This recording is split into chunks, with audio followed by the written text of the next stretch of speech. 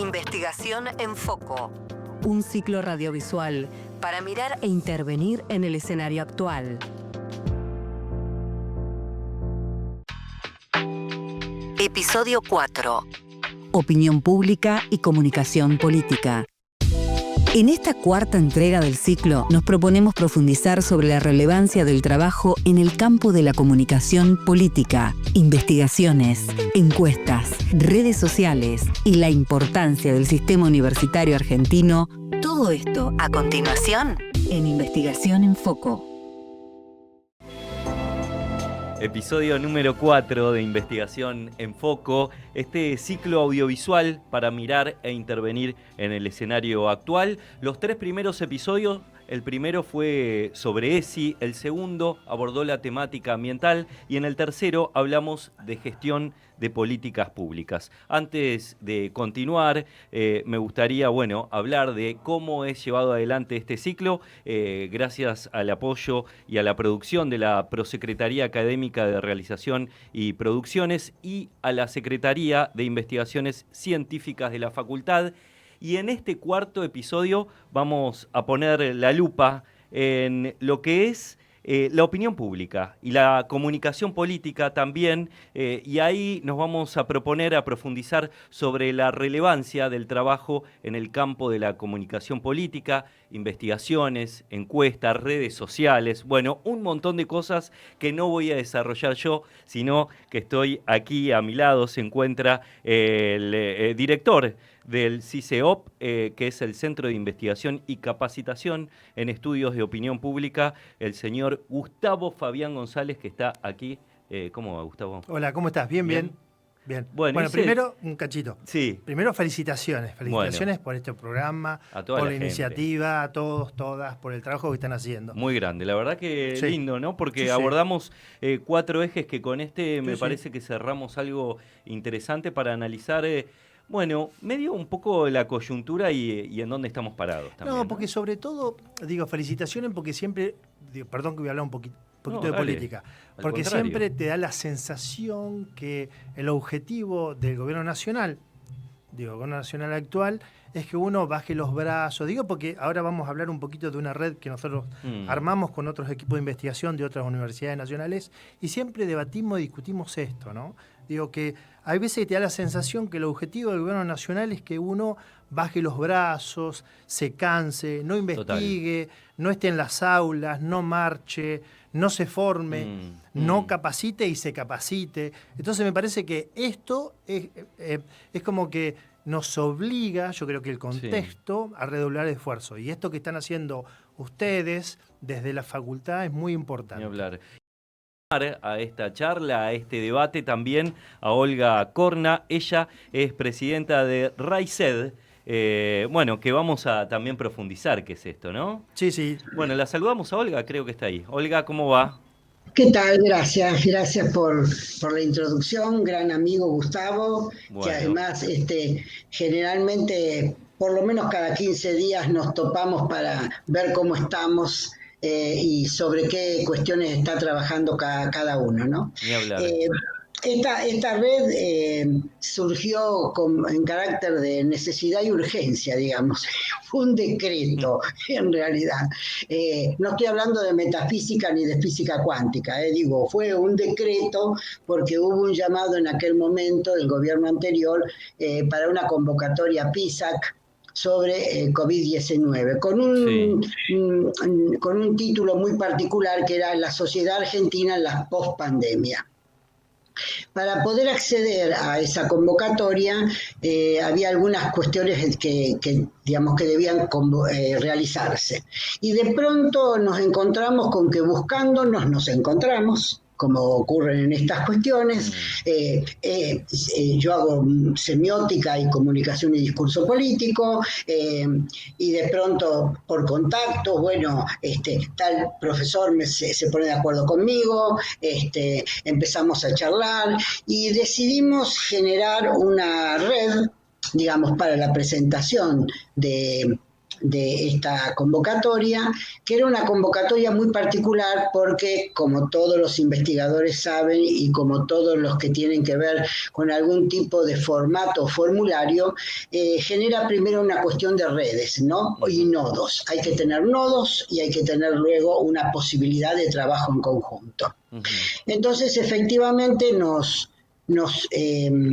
juntamos 8 universidades, ¿no? En realidad. Ni más ni menos, Olga, ¿no? Sí, 8 universidades no es poco. Sí. En realidad somos 7, pero digamos, en principio fuimos 8 universidades, después se va decantando, pero en realidad lo interesante de esta convocatoria es que hicimos un esfuerzo sobrehumano para trabajar sobre esta sociedad argentina en la pospandemia y presentamos en aquel momento un trabajo que para nosotros era muy interesante después de todo lo que habíamos vivido como sociedad, que era reconfiguración ciudadana, representaciones, prácticas y creencias en los discursos de la sociedad argentina a partir del COVID-19. Sí. Olga, ¿te parece que en el medio vayamos mechando algunos videitos de las tenemos. Sí, a mí me parece genial. Yo digo, para dar una información general. Perfecto. Lo interesante también es que más allá de quienes somos cabeza de cada uno de esos nodos, hay un grupo enorme de colaboradores maravillosos en cada uno, digamos, de las universidades que son los que están, que generalmente son como cuando uno tiene el camarógrafo, ¿no? No está acá, pero está. Esto es lo interesante. Y tratamos de cubrir lo que ellos hablaban, de estos nodos tenían que ser lo más amplio posible desde la perspectiva de las universidades nacionales, y de hecho nosotros logramos conformar una red muy particular. Una gran focalización en Buenos Aires, por obvias razones, pero después tuvimos el tema de San Juan, después tuvimos Río Negro, después tuvimos Rosario, digamos. Entonces, lo primero que hicimos fue fijar un lugar, y el lugar fue la Universidad Nacional de Rosario. Vos sabés que generalmente uno trabaja por una cuestión de encontrar un espacio institucional, y como yo dirijo una unidad de gestión de proyectos estratégicos en nuestra universidad, colocamos esta red allí. ¿Por qué hablo hoy de red y de RAICED? Porque no ganamos la convocatoria, pero ganamos la gana de trabajar juntos porque teníamos muchas cosas para decir. Entonces, esto también es importante, ¿no? Olga, ¿te parece que escuchemos a Lila? A Lila, por favor. Sí, entonces el primer videíto es de Lila Lucchesi de la Universidad Nacional de Río Negro. Hola. Yo soy Lila Lucchesi, la directora del Instituto de Investigación en Políticas Públicas y Gobierno de la Universidad Nacional de Río Negro. Integro la RAICED desde el momento de su fundación. Nosotros somos un grupo de investigadores e investigadoras de todo el país y también tenemos distintas formaciones que nos permiten discutir la comunicación a partir de nuestros campos específicos y de nuestros intereses, que generalmente son complementarios de aquellos otros que integran la red.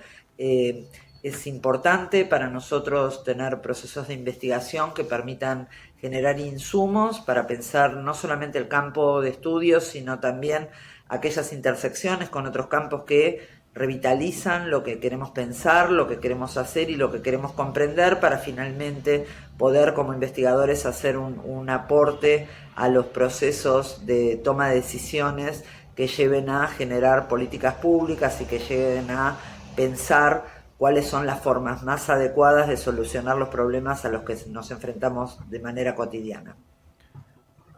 Bueno, ahí estaba Lila Lucchesi de la Universidad Nacional de Río Negro, ¿no? Bueno, continúo con el tema de Lila porque una vez que no ganamos, que no fuimos incorporados, decidimos que esta red tenía que tener presencia de alguna manera y agradecer el espacio que cada universidad había colocado desde la perspectiva de una persona y de sus colaboradores en esto. Entonces, la red se inaugura oficialmente en una primera gran jornada que se hizo en la Universidad de Río Negro, justamente, y lo interesante fue que como no habíamos ganado sobre esa temática que para nosotros eran tan importante, trabajamos sobre incertezas sociales, repensar espacios y saberes desde las ciencias sociales y humanas. Lo que tiene esta red es, en todo caso, puede plantear, como bien dijo Lila, una proyección abductiva de lo que va a ocurrir y cómo podríamos resolverlo. Bien, ¿te parece, Olga, que escuchemos a Gabriela Simón? Por favor. Gabriela Simón, de la Universidad Nacional de San Juan. Pensando un poco en qué significa investigar, voy a responder esta pregunta desde mi lugar, que soy licenciada en letras, doctora en semiótica. Dirijo un instituto de literatura de la Facultad de Filosofía, Humanidades y Artes de la Universidad Nacional de San Juan. Y pertenezco a RAICED, al nodo UNSJ, Universidad Nacional de San Juan. Para mí, investigar en humanidades significa sobre todo poder, desde una matriz discursiva, me dedico a la semiótica, soy doctora en semiótica, abordar desde una matriz discursiva diferentes discursos para poder desclausurarlos, desnaturalizarlos, repensarlos al interior de los procesos históricos, políticos y sociales, también económicos, y también poder ver el alcance de sus efectos en la medida en que algunos pueden ser detectados y estudiados, diagnosticados, como quería Nietzsche. Diagnosticar el presente, Nietzsche, pensar el presente, Foucault, mirar de una manera extrañado el mundo y poder entonces decir algo que sea del orden de lo paradojal y no de la doxa del sentido común. Bueno, ahí estaba Gabriela Simón, de la Universidad Nacional de San Juan, ¿no? Perfecto. A partir de que nosotros no fuimos elegidos en COVID, en PISAC, y hacemos esta primer gran reunión donde nos presentamos a la comunidad universitaria, digamos, en Río Negro. En el año 22 hicimos la segunda gran jornada, que la hicimos en la Universidad de Rosario, y la titulamos, o nos preocupamos, o nos pareció que había que hablar de reconfiguraciones del Estado. Y fue muy interesante porque fue una jornada en la cual se trabajó en conjunto a lo que la Universidad Nacional de Rosario tiene como, digamos, un espacio ya adquirido, que es el Congreso de la Democracia. Es decir, que RAICED estuvo dentro del Congreso de la Democracia trabajando sobre reconfiguraciones del Estado. Y eso fue muy interesante porque además permite, o por lo menos es lo que nos parece, es esta posibilidad de escucharnos entre nosotros, pero para otros. Claro. ¿No? Porque en realidad esta es la situación, si no pareciera que es una de las cosas, un leitmotiv, digamos, para aquellos que no han podido pasar por la universidad pública, eso es muy importante, pareciera un leitmotiv esta cuestión de que la universidad habla per se y para sí. ¿Te parece, perdón, que escuchemos a Gabriela Cicalese? Por favor. Gabriela Cicalese, de la Universidad Nacional de San Martín. Hola, mi nombre es Gabriela Cicalese, soy docente, investigadora y directora de la carrera de Comunicación Audiovisual en la Universidad Nacional de San Martín, responsable también de ese nodo UNSAM dentro de RAICED. ¿Por qué es importante investigar? Desde mi punto de vista, porque es lo único que nos permite mapear y cartografiar un mundo que es complejo, fluctuante, que tiene interrogantes que nos cambian permanentemente. Y en ese sentido es muy importante también resaltar que la investigación no es solo lo que se conoce habitualmente como la investigación dura, ¿no? Que también es importante investigar en nuestras áreas de interés, más filosóficas, más, como en mi caso que soy de comunicación, vinculadas a la interacción humana, a los nuevos modos de percibir el mundo, de configurar nuestra subjetividad, de transitar en la cultura. Estas cartografías, estos recorridos por el mundo, que además tienen que ser suficientemente permeables como para reconfigurarse en la medida en que el mundo lo amerite, me parece que son fundamentales para nuestra vida cotidiana y que por eso es importante investigar. Perfecto. ¿Te parece, Olga, que presentemos a Luz Canela Atsugi de la Universidad Nacional de Lomas de Zamora y Sí, después claro. retomemos Sí, la sí. charla con vos? Bueno, Sí, entonces, sí. Luz Canela Atsugi de la Universidad Nacional de Lomas de Zamora. Mi nombre es Luz Canela Tsuji, soy secretaria de Investigaciones de la Facultad de Ciencias Sociales de la Universidad Nacional de Lomas de Zamora. Soy docente investigadora de la casa en el área de Comunicación y Relaciones Públicas y me parece fundamental la tarea de investigación que se lleva adelante en las universidades nacionales, ya que desde estos espacios institucionales articulamos con el territorio, con las distintas comunidades, en busca de resolver o de intervenir o poder abordar algunas áreas de vacancia, algunos espacios que se presentan como problemáticos y que están demandando una respuesta por parte del Estado, pero también por parte de algunas instituciones u organizaciones de la sociedad civil. En este sentido, las tareas y los proyectos de investigación que llevamos adelante pretenden o buscan generar algún tipo de impacto y generar algún tipo de contribución en la resolución de estas problemáticas. Construimos información y datos relevantes y pertinentes sobre estos espacios que están requiriendo algún tipo de intervención, algún tipo de abordaje. Y en general esto se hace de la mano o en forma articulada con la sociedad civil y con las comunidades, con los espacios territoriales, buscando de alguna manera poder dar respuesta a estas problemáticas. Bueno, ahí estaba Luz Canela Tsuji de la Universidad Nacional de Lomas de Zamora, y me interesaba, como para ir cerrando este bloque, profundizar bien en la importancia de la investigación. Olga, ¿por qué es tan importante? Bueno, yo creo que la investigación es importante porque uno no puede manejarse sobre los fenómenos o no fenómenos que aparezcan sin haber hecho un correlato desde la perspectiva de tener datos. No solo datos numéricos, sino datos conductuales, sino datos de cómo la sociedad reacciona. Claro que en esto influyen un montón de otras, pareciera, disciplinas en las que nosotros, increíblemente, en este grupo tenemos muchísimo. Mira, yo quería comentarte una cosa. En la tercera jornada que hicimos en Catamarca, que ya habíamos tenido, un nuevo gobierno, el tema no fue menor porque trabajamos entre lo político y la política, como saberes en encrucijada. Es decir, ¿qué pasaba desde el punto de vista de lo político, digamos, como se manifestaba, y qué pasaba con la política en sí? ¿Cuáles eran los nuevos juegos?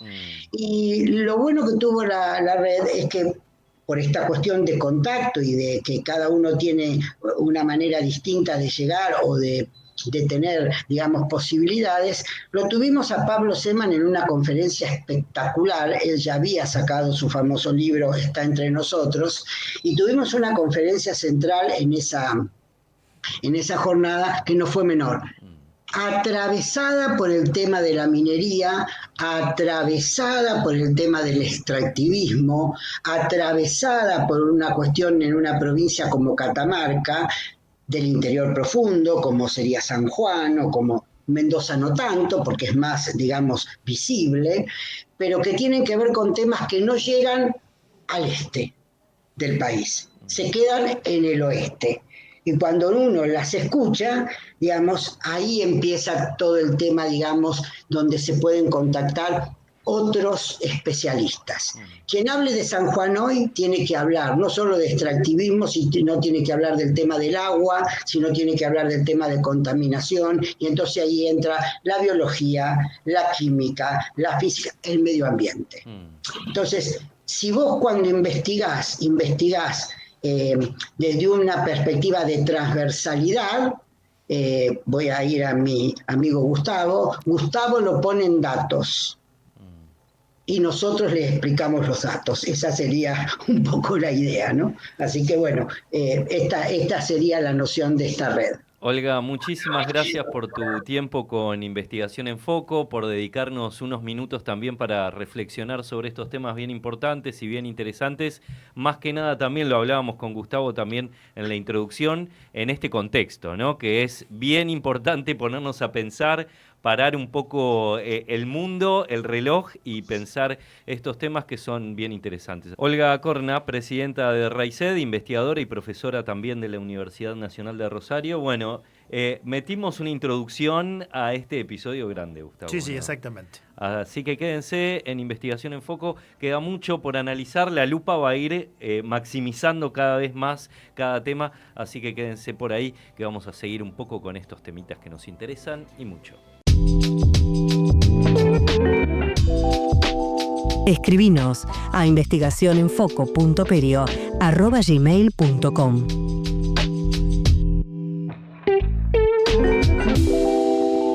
Segundo bloque de Investigación en Foco y cada vez vamos haciendo más foco hacia lo que nos propusimos en el punto de partida de este episodio y empezar a pensar la comunicación pública, la comunicación política, bien centrado en redes sociales. Estoy junto a 3 personas, cada uno vamos a ir hablando y desglosando un poco a partir de 3 libros que tengo acá, pero no me voy a extender tanto, los voy a presentar. Gabriel Negri, que es codirector del CICEOP, está también Alcira Martínez y Rodrigo Aramendi, todos integrantes también del CICEOP. Y bueno, partimos de los 3 libros que tengo en mis manos, teniendo en cuenta que viene un cuarto, ¿no?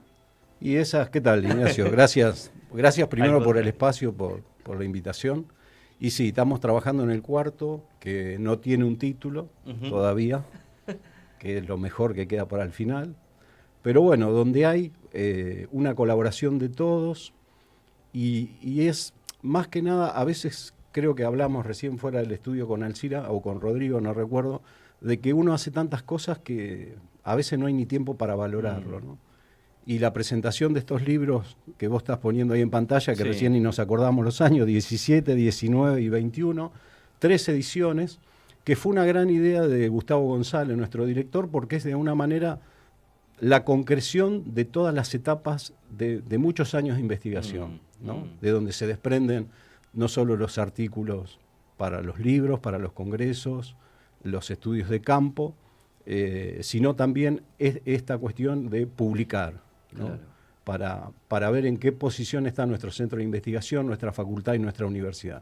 Por eso nos parece importante y está bueno el espacio que nos das, porque es como poner un paréntesis y decir, mirá, hicimos todo esto, que a veces uno mismo ni lo valora, ¿no?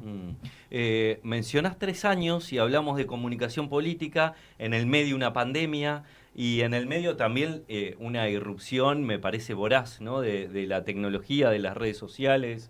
Bueno, vamos a hablar también de influencers. Hay un montón de elementos, ¿no? que se desprenden de esto. Sí, hay un montón. Pensaba porque con Nazareno, por ejemplo, otro integrante del CICEOP, estuvimos trabajando en plena pandemia con estas cuestiones, con las redes. Un poco ya te adelantó Gustavo en el anterior bloque de lo que dijo nuestro centro de investigación respecto de las redes sociales, que no había una ponderación, no había un uso, una apropiación de parte de la ciudadanía para transformar, ¿no? Y un poco es eso también lo que nos pasó con la democracia como forma de gobierno, que fue un tópico de los libros y ahora lo volvemos a tomar con la inteligencia artificial, porque se quedó con la idea de una democracia como forma de gobierno solo sujeto al momento de votación, ¿no? Y es mucho más profundo y eso es lo que venimos explorando y trabajando, además de las redes sociales, como en el caso de Rodri.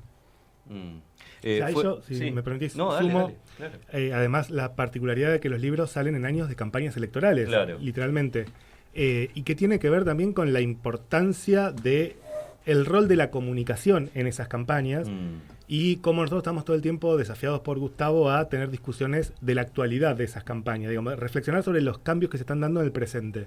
Y en eso fue apareciendo primero ciertas plataformas más populares. Hoy pensar en 2017 es ya... una historia. Así, pasó así. Sí, Pasó mucha agua bajo el puente y mucha diferente forma de ejercer la comunicación política en esas distintas campañas. Digo, si recordamos el 2017, nos vamos a encontrar con un escenario todavía bastante predominante en los medios tradicionales. Sí. Ya 2021 estamos empezando a hablar de redes sociales y creo que 2023, 2025 son campañas que directamente los medios tradicionales ocupan un lugar muy secundario y el protagonismo está puesto en las plataformas digitales. Bueno, en 2021 tuvimos una campaña netamente atravesada por las redes sociales porque la pandemia no permitió que haya campaña territorial, entonces se trabajó muy fuerte en la campaña de todos los espacios políticos sobre la comunicación en redes sociales. O sea, la comunicación política de ese año fue específicamente en redes sociales. Y que coincide con el surgimiento de estos movimientos, de estos espacios políticos diferentes, ¿no? Digo, casos en todo el mundo de nuevas expresiones, outsiders, y que aparecen muy de la mano de comunidades digitales, sobre todo. Claro.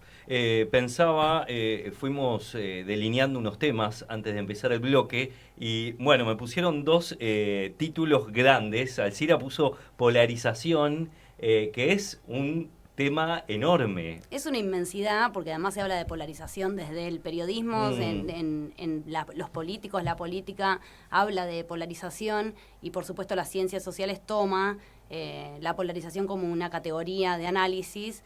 Y nada, nosotros un poco vamos a trabajar esa idea en el próximo artículo del libro que comentaba Gabriel, que es... en el que viene... Con Eduardo Aller tenemos como la hipótesis de que la polarización se vio muy marcada en los dos spots de campaña de La Libertad Avanza y de Fuerza Patria. ¿Se acuerdan que el de La Libertad Avanza tuvo que ser medio salido al tuntún después de la caída de Spern, que terminan saliendo con esa campaña de si querés votar para votar al Colorado, marca el pelado. Sí. Bueno, y esa... ¿Cómo olvidarla? ¿No? ¿Cómo olvidar ese gran spot? Sí. Y para colmo, por contraste, el otro spot que había sacado primero, Fuerza Patria, había sido también en torno a la figura de la polarización, porque el marco de la campaña era para sacar a Milei, para correr a Milei, para terminar con Milei, vamos a votar a Fuerza Patria, ¿no? Entonces mostraban el colectivo y todos los espacios del peronismo unidos. Sí. Bueno, los dos estaban trabajando en la polarización en torno a un líder, porque el spot de La Libertad Avanza también se trabajaba sobre el eje de Milei, y el nuestro también, el de Fuerza Patria. Perdóname que te interrumpa, y los resultados también dan un poco cuenta de eso, ¿no? De cómo fue la campaña también. Totalmente, se terminó convirtiendo en un balotaje, o sea, el adelantamiento de la elección en la provincia de Buenos Aires fue como una paso que después terminó dando como resultado un balotaje, si queremos analizarlo en los términos políticos o lo que fue sucediendo en la discusión del debate público, terminó funcionando de ese modo. Y se polarizó la elección aún más de lo que ya venía polarizándose. De hecho, la polarización en Argentina se fue profundizando, en América Latina en general se fue profundizando. Nosotros estamos leyendo mucho el libro de Gabriel Kessler con Gabriel Bomaro, que hablan específicamente desde este año, tiene unos 2 o 3 meses el libro, que habla específicamente de 4 categorías de polarización, y ellos creen que la polarización en América Latina, específicamente en Argentina y en Brasil, tiene más que ver con una polarización ideológica afectiva. En las 4 categorías que hacen, marcan 2 profundas, que son la ideológica afectiva, que vendría a ser como buscan reflexiones en torno a lo emotivo y a cómo se sienten los sujetos para ir a votar, que eso es algo que se venía dando desde la pandemia para acá, es el colectivo del que hablaba Rodri, que fue emergiendo a partir de la pandemia, y después está la polarización en torno a un líder. Nosotros lo que buscamos es demostrar que la campaña tuvo los 2 componentes de polarización.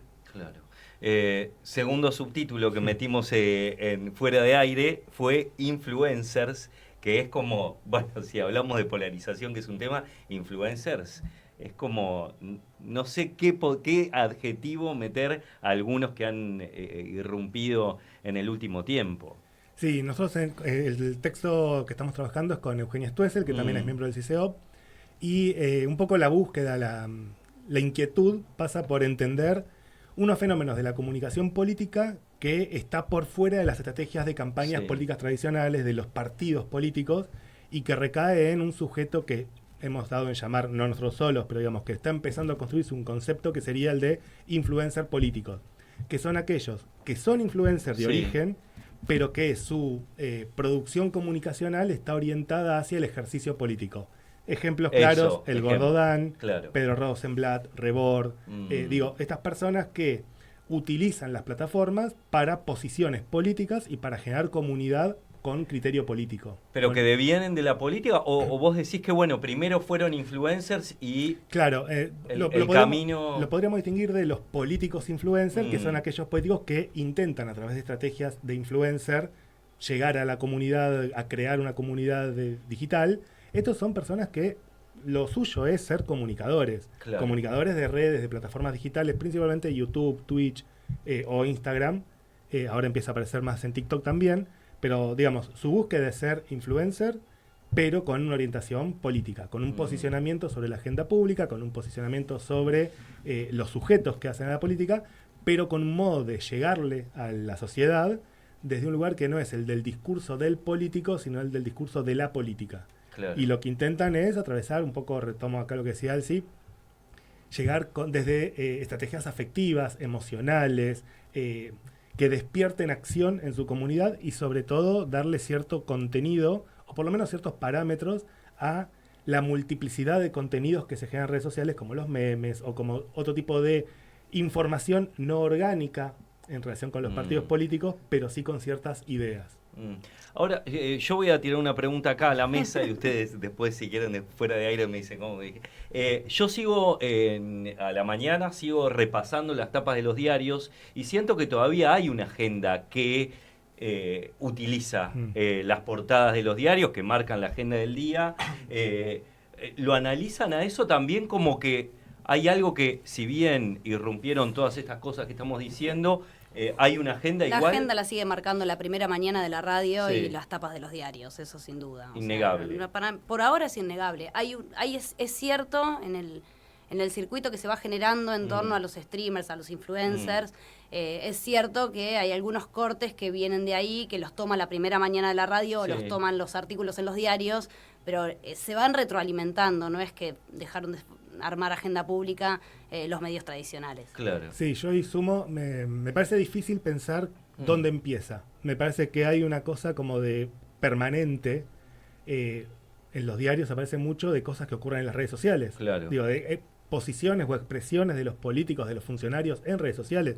Prácticamente los últimos 6 meses de política económica nos la enteramos por Twitter. Sí. Y también las redes sociales retoman fragmentos de discursos televisivos. Exacto, creo que se están retroalimentando, que es difícil poner dónde empieza, pero sí creo que todavía hay cierta centralidad de, por lo menos de la certeza, por llamar de algún modo, de la seguridad, de la responsabilidad que hay en las publicaciones o en las comunicaciones de medios tradicionales. Bueno, todavía hay una cosa como de creer que atrás habrá algo que es la verdad ahí. Sí, igual, digamos, tener cuidado con esto que muchos advirtieron. Julio Aurelio, padre, el sociólogo, diferenciaba la opinión pública de los estados Julio de opinión dominantes. Julio el que sabe. Julio el que sabe. Distinguía la opinión pública de los estados de opinión dominante, ¿no? Y en una época de agitación de extremos, porque digamos, si es lo que ha hecho esta fuerza conservadora, no solo uno mira, por ejemplo, un video del 2010, La llama del odio, que produce un periodista argentino que está en Alemania, y ya ve esos indicios. Es decir, ya lo veíamos en Europa, esta agitación de los extremos, que las fuerzas tradicionales no saben cómo responder. Entonces siempre nos queda la duda respecto de, sí, la agenda está, pero cuidado que por esos estados de opinión dominante, ese subsuelo, ¿no? Esos consensos que buscan las personas, la ciudadanía, por debajo de la agenda, también trae sus sorpresas, ¿no? Y a veces trae sorpresas que no nos gustan, porque no las supimos ver llevados demasiado por la agenda de los medios. Lo que sí creo, y con esto es que lo que estamos viendo es un deterioro de cierta agenda transversal. Claro. Y que cada vez más apuntamos a escenarios muy de nicho, muy de colectivos pequeños, de comunidades y de temas que interpelan a sectores, a la atomización tanto en lo individual como también en la agenda de ciertas identidades políticas. Rodrigo Aramendi, Alcira Martínez y Gabriel Negri, muchas gracias. Muchas gracias a ustedes y felicitarlos también por el programa porque es un buen buen espacio, ¿no? Ítalo Calvino tiene una frase muy linda en uno de sus libros, Las ciudades invisibles, que dice que hay dos tipos de ciudades, ¿no? Yo se lo robo a Ítalo Calvino y digo que hay dos tipos de universidades, las que facilitan los sueños de los hombres y las que impiden soñar. Por supuesto que hablaba Ítalo Calvino de hombres y mujeres, no era que era machista, pero diríamos, es esa universidad que nos permite soñar, algo que suena muy raro hoy, pero los sueños los vamos concretando. A veces entramos en pausas, pero finalmente los concretamos. Así que gracias, valoramos mucho el espacio. A ustedes, quédense, que queda más investigación en foco, queda tercer y cuarto bloque todavía. Opinión pública y comunicación política. Un episodio para profundizar sobre investigaciones, encuestas, redes sociales y la importancia del sistema universitario argentino. Investigación en foco. Tercer bloque de Investigación en Foco. Estamos abordando la opinión pública y la comunicación política y ahora esta mesa se sigue agrandando. En este caso estoy con tres compañeros del CICEOP, Ramón Flores, Alejandra Pereira y Marina Gamarra. Vamos a seguir haciendo foco y cada vez más en esto de la opinión pública, ¿no? Y ahora nos vamos a centrar un poco en la investigación cuantitativa y cualitativa, y para eso Mr. Ramón Flores, nos va a dar un pantallazo de todo esto, ¿no? Sí, así es. En principio muchas gracias por la invitación. Nos permite mostrar una parte pequeña de la producción científica de la facultad en el marco de la universidad pública, ¿no? Nos parece importante resaltar eso siempre.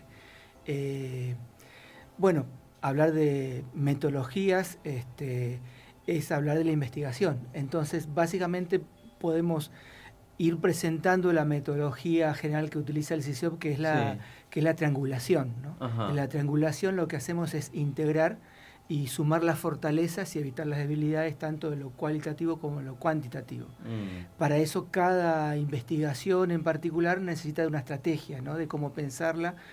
A veces se articula linealmente, a veces es en paralelo, las diferentes metodologías, y en ese sentido hay que rescatar siempre la figura del director del CICEOP, Gustavo González, que es la figura que permite, ¿no?, ir articulando estas instancias como una estrategia, ¿no?, para cada caso de investigación particular. Mientras vos hablás, vamos viendo algunas placas, ¿no? Objetivos, medir, comprender, naturaleza objetiva, subjetiva. ¿Cómo dividimos esto? Bien, vamos a dividirlo como están las como placas. Está dividido, exactamente, claro. Pero digo, ¿cómo lo pensamos esta división? Bien, lo pensamos primero que hay dos epistemologías, ¿no?, diferentes. Una parte de la base que el mundo está ahí, se puede conocer, por lo tanto se puede medir con instrumentos adecuados, y la otra parte de que la realidad humana es una construcción de los seres humanos. Por lo tanto, cada ser humano tiene su propia interpretación, ¿no? Cada sujeto tiene su propia mirada sobre las cosas. La idea y el desafío es juntar estas dos cosas, ¿no? Claro. Ese mundo que está ahí y ese mundo que construimos entre todos. Bien. Entonces, ir avanzando en eso significa pasar de la epistemología y pensar, cómo son los instrumentos, ¿no? De un lado hay instrumentos estandarizados, donde se debe aplicar siempre de la misma manera, porque si el mundo está ahí, lo puedes aplicar y replicar siempre. Y es importante el replicar, porque una encuesta se hace en un barrio, después en otro, pero se está replicando el mismo instrumento. Entonces, en ese sentido, es importante que sea replicable, ¿no? Y la otra visión que acompaña en esto, una encuesta también puede tener preguntas abiertas, y ahí el entrevistado puede discurrir, puede hablar de lo que se le pregunta. Entonces ahí podemos trabajar lo cualitativo, donde lo que se busca son interpretaciones, perspectivas, significados. Entonces es una diferencia bien marcada esta. Sí, es bien marcada. Cuando uno la presenta así de esta manera, sí. Lo que pasa es que después en la investigación se integra y lo que uno obtiene es un conocimiento más profundo. No solo puedes medir, sino también comprender. O sea, articulás e integrás lo objetivo y lo subjetivo. En un momento el investigador, por eso rescato la figura de la dirección, ¿no? Porque son etapas que tienen que ser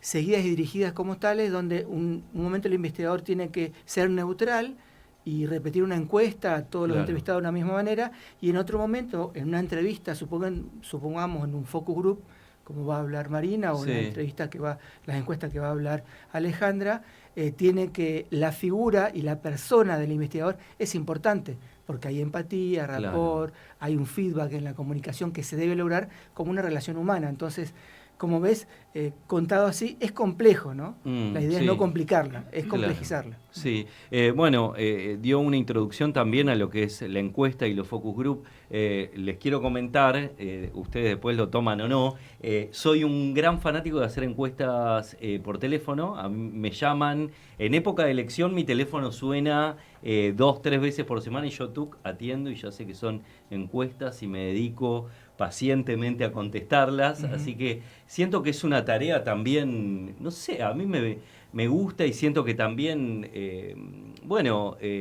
entiendo que construye algo, ¿no? Que va construyendo esto que vos decías, Ramón, a partir de ideas o de datos, construir algo más que dé nuevas herramientas a las personas, ¿no? Sí, sí. Y hablando de encuestas, ¿qué podemos pensar de las encuestas? Y también me interesa esto de cómo han ido evolucionando. Me imagino que en el tiempo las encuestas han ido cambiando de formas y de modos, ¿no? Bien. En primer lugar, agradecemos el espacio y vamos a definir un poquito la encuesta, que es una técnica que posibilita, a través de un conjunto de preguntas, conocer qué es la opinión de las personas que vamos a entrevistar. Hay ciertas características también importantes que nosotros tomamos en cuenta al momento de la encuesta, que son las inflexiones, nosotros decimos. Las inflexiones, tenemos las inflexiones ascendentes, que tiene que ver con el tono de pregunta que vamos utilizando, que es muy importante. Sí. Las inflexiones descendentes, que tienen que ver con esos tonos afirmativos que llevamos a cabo. Y también tenemos las inflexiones planas, que tienen esa neutralidad, ¿sí?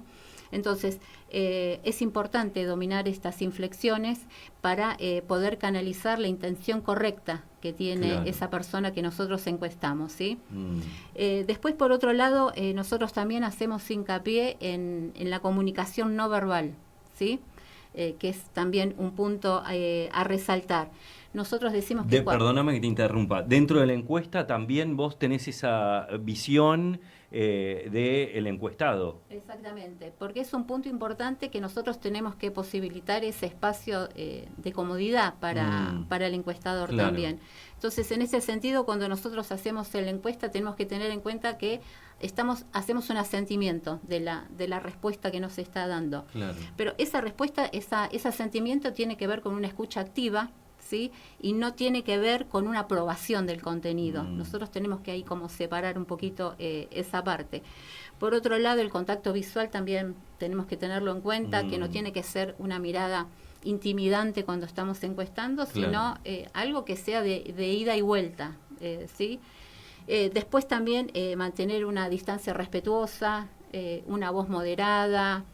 También es importante la indumentaria. Claro. Estas son cuestiones que para nosotros es muy importante al momento de llevar a cabo una encuesta en un barrio. En un barrio, claro. O en la facultad también hicimos encuesta. No sé, en la ropa tiene que ser algo formal, que no tenga distinción partidaria ni deportiva. Claro. Entonces, nosotros lo que tenemos que hacer... ¿Y cómo recibe el encuestado? Porque me imagino que también es al azar encontrar algún encuestado que tenga esa predisposición. Son 10 minutos de encuesta más o menos. Sí, es que nosotros, como decía Ramón, el director, que es Gustavo González, es como que nos da una determinada zona para trabajar. Claro. La última que hicimos fue en Bransen. Y empezamos a peinar la zona y tenemos que hacer sentir cómodo también al encuestado. Y así, es como que nosotros decimos que nosotros nos convertimos en un facilitador de ese espacio para propiciarle esa comodidad y que, en ese momento se sienta cómodo y pueda brindar las respuestas que estamos necesitando para ese trabajo en particular. Después, por otro lado, el tono de voz y las inflexiones y los gestos también de alguna manera conforman ese entramado comunicativo que pretendemos hacer. ¿Sí? Y por último, lo que quiero decir es que cada puerta, nosotros decimos que es un espacio, un escenario, ¿sí? Y que cada encuestado es una oportunidad para llevar a cabo esta técnica que nosotros realizamos. Bien interesante. Y Marina, que nos va a hablar un poco de los focus group, también está en la boca de todos hoy, ¿no? Exacto, sí, voy a hablar de los focus group y también voy a dar un ejemplo concreto para que se entienda un poco más lo que explicó primero Ramón acerca de distintas encuestas. Sí. Nosotros, por ejemplo, hacemos encuestas, como dijo la compañera, en diferentes facultades. A partir de la pregunta, ¿para qué utilizan las redes sociales? Nosotros, a partir de eso... ¿Qué pregunta esa? Sí, debemos analizar... Es muy amplia, entonces nosotros a partir de eso debemos analizar qué prácticas hacen las y los estudiantes de las universidades en redes sociales. Ese es nuestro universo de estudio, nosotros marcamos un universo de estudio. Bueno, después de eso, nuestro objetivo es completar el campo de análisis de las prácticas de las redes sociales. Es decir, tratamos de analizar su uso y apropiación. Hemos visto a partir de esa pregunta respuestas como, por ejemplo, que usan para ocio, para informarse, para la facultad. Pero a medida que año a año vamos haciendo encuestas y comparando con estudios anteriores, notamos que surgen nuevos términos. Nosotros lo que hacemos es, una vez sistematizadas todas esas respuestas, lo analizamos a través de una metodología semiótica. Es decir, a través de, se llama cuadrado de Greimas. Nosotros ahí agrupamos términos que luego analizamos y vemos si salen nuevos términos a partir de esos. Esa es como una forma más de campo que hacemos para analizar cualitativamente. También hemos participado de focus group. Yo fui asistente del mediador en el focus group. Lo que hace el mediador es no solamente hacer las preguntas al grupo de personas, sino también trata de mantener el hilo de la conversación. Claro. Porque como vos preguntabas hoy, ¿qué pasa con la gente? ¿Cómo recibe? A veces, al principio, están medios tensos, hay tensiones, como vergüenza. Después, son varias horas que están. Entonces, después van como tomando confianza y las respuestas son más genuinas. Pero bueno, también el mediador ahí tiene que estar marcando porque puede ser que se vayan de tema. Claro. A veces pasa.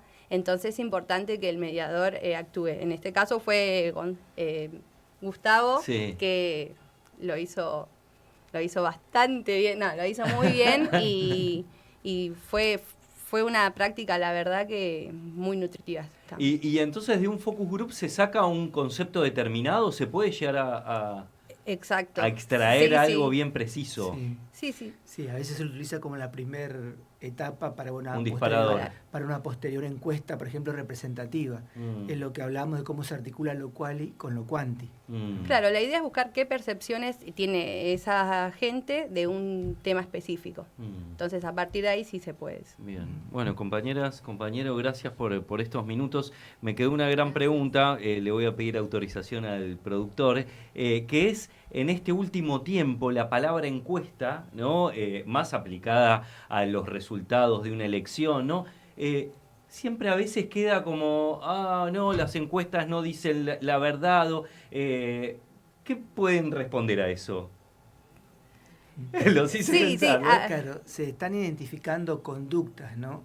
Por ejemplo, las no respuestas son cada vez más que antes, ¿no? O sea, por ejemplo, hay algunas hipótesis que muestran que solo contestan lo que ya están definido políticamente. Claro. Después hay otras posibilidades de un voto vergonzante, supongamos, ¿no? Entonces, eso no te va a figurar cuando vos vas a encuestar. Son hipótesis de trabajo y en ese sentido volvemos a la cuestión fundamental de la dirección. Claro. Todo esto es lo que se estudia previamente, el director Gustavo González estudia todas estas cuestiones, genera escenarios y después nosotros intervenimos en la estrategia de encuestas, ¿no? Muy bien. Ramón Flores, Alejandra Pereira y Marina Gamarra, muchísimas gracias. Gracias por el espacio.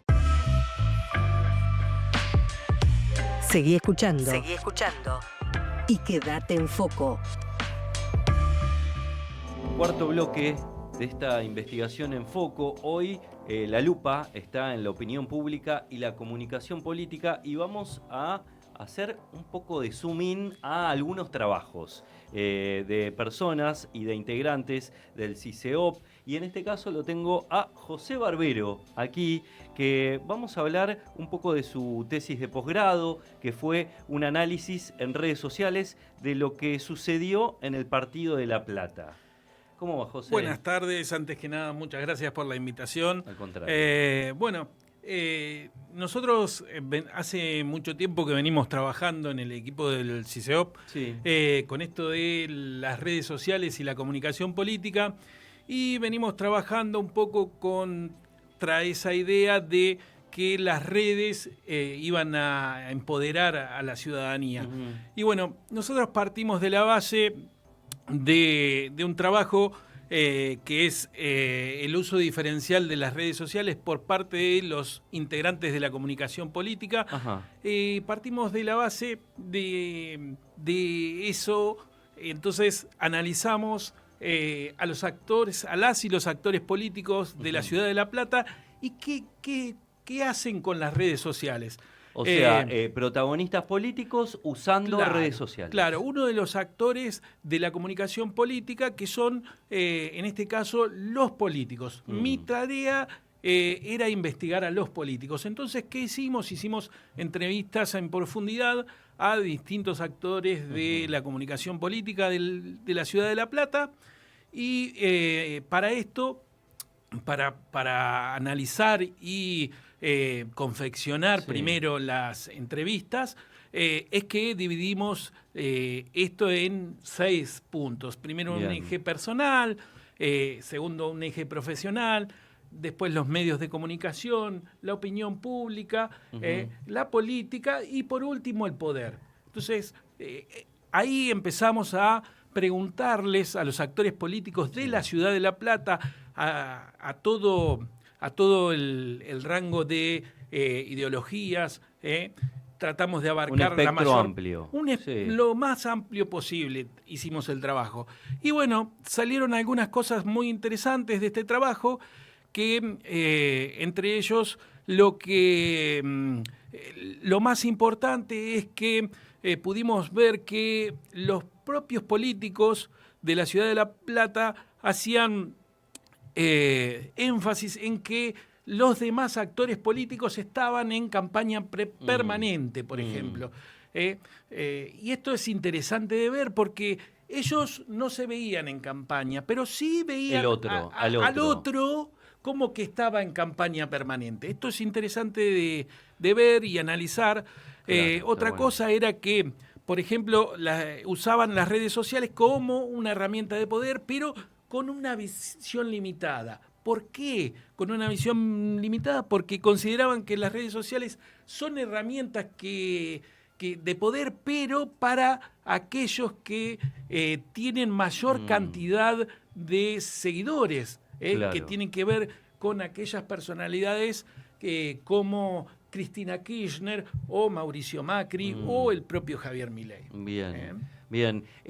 Algo que me resultaba y que traía de lo que pensabas es, hoy no se puede hacer política sin redes sociales. Efectivamente, Nacho, no se puede hacer política por fuera de las redes sociales. Ellos plantean que el cara a cara es muy importante, pero no se puede hacer política sin las redes sociales. Bien. Voy a presentar también a Mariela Giorgi y a Nazareno Lanuse, también con algunos trabajos tendientes a lo que es el estudio por parte comparativo de comunicación institucional y también lo que sucede en la comunicación política en entornos digitales. Los saludo a cada uno, a Mariela y a Nazareno. ¿Cómo les va? Hola, ¿cómo estás? Buenas tardes. Muy bien. Gracias, José, Mariela. Muy bien, bueno, si querés, Mariela, empezamos con vos y contanos un poco qué fue tu trabajo, tu tesis de grado sobre los jóvenes e Instagram, ¿no? Jóvenes en Instagram. Sí, bueno, Nacho, te cuento un poco de qué trató mi tesis de grado. Me dediqué a investigar durante febrero del 2022 qué pasaba en las redes sociales del Instituto Nacional de Juventudes, que era un organismo de juventud en el orden nacional, y hice un comparativo con la Dirección de Juventudes de la Municipalidad de Avellaneda en el entorno, en el ecosistema que tiene que ver con redes sociales, pero seleccionando la red social de Instagram. Lo que construí fue una matriz de análisis que indagaba un poco esto, el formato, qué tipo de publicaciones había, qué tipo de piezas construían, y publicaban, posteaban, con el objetivo de encontrar ahí qué mecanismos de producción se utilizaban en los espacios institucionales, pero sobre todo tratando de encontrar la definición de una estrategia, porque esto que comentaban con José recién, no se puede hacer política en Argentina sin tener redes sociales, tampoco se debería tener una cantidad de redes sociales sin tener una idea de para qué las tenemos, claro. Cuál es el uso que vamos a hacer de eso. Y bueno, mi investigación, mi tesis trata como un poco de eso, de empezar a pensar que para postear necesitamos tener una estrategia. Precisamente ¿para qué? Para apropiarse de la herramienta digital, que están pensadas para otros usos, para vender, claro, desde productos hasta servicios. No encajan tanto en el electorado, aunque se están como redirigiendo, y uno como institución, como partido político, sí, tiene que aprender a apropiarse de ellas para poder construir una agenda que revincule con la audiencia, ¿no? En este caso, ¿qué hacen estas dos instituciones para reconectarse con una audiencia tan complicada, tan particularmente distinta como son las juventudes? De eso habla mi investigación, pueden todos buscarla, encontrarla dentro del repositorio de la universidad, porque hicimos ese tipo de análisis bastante exhaustivo. Pensaba, Mariela, mientras te escuchaba, esto de, bueno, ¿para qué fueron creadas estas redes sociales? Con algún fin o uno claro, ¿no? Bastante mercantil, venta de productos, y cómo la política, en este caso, toma esto y convierte también las ideas en un producto. Sí, en realidad las redes tienen que ver con un producto cultural más pensado en el consumo del elemento, del objeto. Creo que después de la campaña, y por ahí NASA puede ser un poco más preciso, la campaña de Barack Obama me parece que tienen otro sentido las estrategias digitales, claro, y adquieren como otros usos. En la Argentina particularmente, en mi criterio, en mi opinión, tanto las instituciones como los partidos políticos todavía las usan de manera muy experimental, exceptuando... Sí, la Libertad Avanza, ¿no? Que me parece que ha tenido... Que ha encontrado otro tipo de conexión precisamente, claro, con esto que decíamos, con su audiencia, ¿no? Claro. Lo mencionabas a Nazareno, que lo tenemos ahí, a Nazareno Lanuse, también con su tesis de posgrado, orientadas a estas situaciones, más que nada campaña Intendente La Plata 2019, Nasa. ¿Qué tal? Buenas tardes, Nacho. Bueno, un saludo a todos los demás y a todos los demás colegas que han... Yo soy las colegas que han estado participando del streaming. Sí, ahí, bueno, yo la idea principal era presentar mi trabajo de tesis doctoral, pero bueno, ya que venimos hablando sobre un poco la reflexión general sobre la comunicación política y las redes sociales y los alcances de las mismas, mi investigación se inserta en una serie de investigaciones que venimos desarrollando dentro del CICEOP, en el cual básicamente nos preguntamos sobre dónde está el poder, ¿no? O quién tiene ese poder justamente de poder construir y conducir y construir su agenda pública, su agenda mediática, para instalar sobre cuáles son los temas sobre los que se debate el total de la sociedad. En tanto, mi trabajo específicamente se plantea en una campaña electoral a Intendente en La Plata de 2019, a partir de la cual yo hice un estudio sobre la plataforma de red social que en ese momento es Twitter, se llama X, yo le sigo diciendo Twitter, muchos le seguimos diciendo Twitter. Sí, total. Pero bueno, específicamente seleccioné esa plataforma porque bueno, era un espacio de vacancia dentro de nuestro propio centro de investigaciones y además es justamente la red social donde se debate la política, donde se da esta confrontación permanente, donde se trabaja en función de tendencias, donde básicamente los medios tienen un rol fundamental, que es básicamente desde donde parte de investigación, ¿no? Mi idea es desde la teoría del framing, que es la teoría del encuadre, en la cual se establecen diferentes temáticas sobre las cuales se está debatiendo en el espacio público, en este caso es el espacio público virtual, cómo cada grupo, cada actor protagónico del esquema de comunicación política logra establecer encuadres sobre diferentes temáticas para tener la agenda y el control de la agenda sobre la cual nos estamos debatiendo el común de la ciudadanía. Y bueno, Principalmente la hipótesis con la que trabajo yo en mi investigación postdoctoral y con la cual trabajo este CIOP en líneas generales, tiene que ver con cómo los medios de comunicación han logrado readaptar sus formas de trabajo, sus estrategias adaptándose a los diferentes algoritmos y cómo, a pesar del aparente empoderamiento, ¿no? esta cuestión de apropiación que también marcaba José en un principio de este bloque, nosotros aún seguimos viendo cómo los medios de comunicación han logrado adaptar su lógica de funcionamiento para poder tener éxito en lo que tiene que ver con poder establecer el poder de la agenda sobre la cual se debate, principalmente en la agenda pública virtual a partir de mi estudio particular en X, pero bueno, nosotros este es un fenómeno más general que lo estamos viendo a nivel más global, siempre hablando dentro del esquema de la comunicación pública y política, ¿no? Bueno, y te traslado también lo que le preguntaba a José, ¿no? Hoy X es un actor protagónico, ¿no? En el debate político, si se le puede llamar debate, o en la presentación política, o en la presentación de alguna idea en una mínima cantidad de caracteres, que, bueno, hoy por hoy se puede ampliar, ¿no? Pero si no tenés una cuenta de X, siento que no puedes hacer política hoy. Total. Sí, bueno, son 240, salvo que tengas una cuenta oficial y puedes tuitear más, ¿no? Una cuenta mítica. Sí, básicamente lo que logra Twitter es expandir que una minoría ruidosa, digamos, pueda tener representación, pueda tener una amplificación de representación en la agenda pública, ¿no? Entonces por ahí vemos casos de cuentas periféricas que logran tener un alto nivel de engagement, ¿no? Se llama la idea de obtener mucha influencia en la agenda mediática y así dar el salto a la agenda pública de debate, ¿no? Por eso ha ganado tanta centralidad en el debate político Twitter, porque lo que logra es esto, que a partir de cuentas que puedan tener un cierto nivel de autoridad o no, a partir de una intensificación intensa dentro de los barrios o dentro de los algoritmos o cuevas de eco, cámaras de eco en las cuales están encerradas, pueden saltar al espacio del debate público, ¿no? Vemos mucho, bueno, de hecho ahora creo que hay hasta diputados y senadores que salieron de Twitter, por lo tanto está más que clara esta idea de cómo del espacio público virtual se puede saltar al espacio público político real.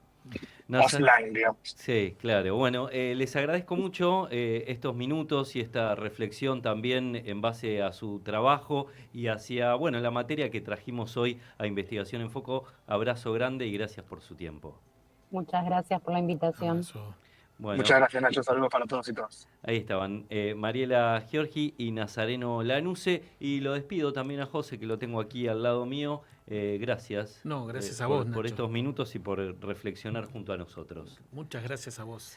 Y nosotros nos despedimos de este cuarto episodio de Investigación en Foco, sin antes agradecer a la producción, a Camilo González Balducci, que siempre está acá haciendo de las suyas, junto a Jimé Espinosa, Virginia Cáneva y a Julián Cáneva en la operación técnica, el señor Juan de Vega. También el agradecimiento a la Prosecretaría Académica de Realización de Producciones, a la Secretaría de Investigaciones Científicas y al Centro de Investigación y Capacitación de Estudios de Opinión Pública, que fueron también quienes aportaron en la producción de este cuarto episodio de Investigación en Foco. Mi nombre es Ignacio Pereira, nos despedimos, gracias a todas, a todos por estar del otro lado. Seguramente tengamos muchos más episodios de Investigación en Foco. Adiós. Esta es una producción de la Secretaría de Investigaciones Científicas y la Prosecretaría Académica de Realización de Producciones de la Facultad de Periodismo y Comunicación Social de la Universidad Nacional de La Plata.